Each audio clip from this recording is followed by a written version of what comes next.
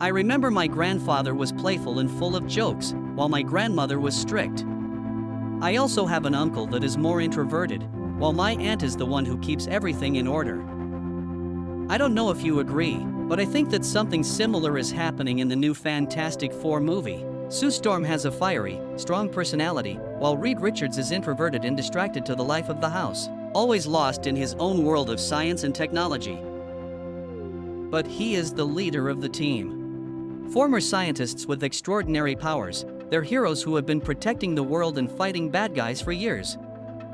They become celebrity citizens, beloved by the public, unable to walk down the street without being recognized, and even run a foundation that helps people and signs international peace treaties. But, at the end of the day, they don't cease to be a family. A family that religiously has dinner together every Sunday night. In the middle of all this chaos, Sue Storm and Reed Richards were trying to be husband and wife. And what was the plan for their super marriage? Life. After all, that's what marriage is for, to take care of one another and to welcome new life into the world. But this choice brings challenges. As heroic citizens, the arrival of a baby was a big deal. Reed Richards, for example, couldn't even build the baby's crib, and as an example of a disordered man, sent a robot to fulfill the father's task, a task that seemed insignificant to him, a man with such a tight schedule. They could have said they were afraid, that they were too busy or didn't know how to raise a child, but they still chose the path of hope and said a heroic yes to life. Not surprisingly, Fantastic Four's greatest enemy is revealed as nothing less than a devastating force that wants to drain life. So, now the world looks to this family, the protectors of this world, and asks, what do we do in the face of this unknown threat? The four of us will face the danger. We will protect you. Like heroes, they face their fear. Like explorers, they step into the unknown. But a family isn't invincible, and after a temporary defeat, a loss in battle against a force greater than anyone had imagined, their leader, under pressure from the media, does something that might be seen as naive, but also as honest, spontaneous, and courageous. He tells the truth, that his son's life could save the entire world. And for the first time, the protector of this world reveals that he doesn't know if they are safe. Gripped by fear of the looming threat ahead, some citizens want the easy choice. It's just one life against the whole world. One life isn't worth it, they say on the TV. And here we see the paradox of the hero. It's easy to save the world when people are good, admire, applaud, and treat you well. But the moment fear takes over and you don't easily satisfy their needs, they will turn on you, betray you, and hunt you down. With time against them, the leader of the family must now face not only the external enemy, but also his own weaknesses and flaws.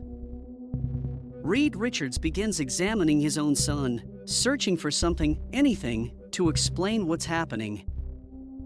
When he finds nothing, his friend steps in to help him see what Reed couldn't on his own, that intelligence and scientific knowledge have their place, but that maybe, just maybe, he's not as smart as he thought. There are things in this life that can't be explained by reason alone, and with his logical mind constantly calculating outcomes and probabilities, his brain, in a moment of desperation, even considers giving up his own son, even though every part of him immediately denies it. And then, we see what marriage truly is, because when his wife sees the dark and weak side of her husband, the part she didn't want to see, she doesn't run. She stays and paves the way for her husband to realize something essential. All the technology in the world won't dig him out of this. There is no perfect calculation, no guaranteed plan, no perfect escape route he can build. He has to choose. Choose to always bet on life, and that the good will come out, even if his scientific brain still can't see the path forward. He doesn't have to do everything by himself, he has a family. And then, a woman shows the world what it truly means to be a mother. I will not sacrifice my child for this world. But I will not sacrifice this world for my child. Facing those who wanted her to give up her own child, Sue Storm exposes the madness of destroying a family, and, like a lighthouse in the storm, reminds everyone that there's no point in surviving if you lose your soul in the process, by becoming a society that relativizes the value of life. Family. It's about connecting to something bigger than yourself. We'll face it together. As a family. Together, rallying the world around a common cause, the Fantastic Four show us that it's worth believing, that it's worth not giving in to the easy way out. If you have a gut feeling that you can do something good and don't get in anyone's way, like Johnny Storm, it's worth following the clues right in front of you. You just might find something truly meaningful. Even if you're made of stone, like Ben Grimm, it's still worth living, choosing to be happy and building real relationships. Even if you live underground, in the dark, like Mole Man, it's worth setting aside your differences to stand together in community against the danger that threatens all of us. Because it's worth fighting together for higher things. It's worth standing for something. Because heroes don't abandon anyone. They won't abandon society, and also won't abandon life. United, each doing their part, as a true community with values that are not negotiable, they won't give in. Against them, there is a herald, a figure drowning in the very river of blood and destruction she helped to create over years of service to Galactus. But the Silver Surfer doesn't serve because she wants to. Just like the Fantastic Four are now trying to do, she serves because she believes it's worth sacrificing herself to protect her family and her world, placing the common good above personal benefit. And in the final battle, against a brute force that seeks only to drain and destroy life, the Invisible Woman makes us see that true love is not a feeling, something pleasant or comforting, but rather, denying yourself for something greater.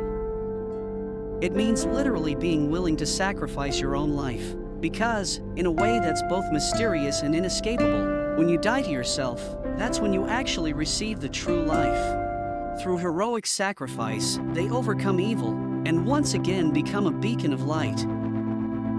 Showing the good that can be done and the good we can become when we live as a family. Now, father and mother live for a new mission, to raise a child whom, even not knowing who he will become, they already love and know will be greater than themselves. In a futuristic and technological world that blends retro classic aesthetics with modern progress, this is what a family does. It sets the pattern for society, the tone that the world needs to follow in this retro-futuristic reality, to believe and live by principles and values that are non-negotiable. More than just a bunch of cool visual effects, the new Fantastic Four film invites us to see, remember, recognize, and strive to fulfill the true potential of our own families as the central core and the true foundation of society, and as the symbol of the value of human life itself. We too can become protectors of the world, exploring the unknown, facing fear, and pointing society toward the path of true life and real happiness in this world. By sacrificing our comfort, serving others, and living for the common good, we too can become superheroes, super heroic citizens of ordinary lives, in our super extraordinary family.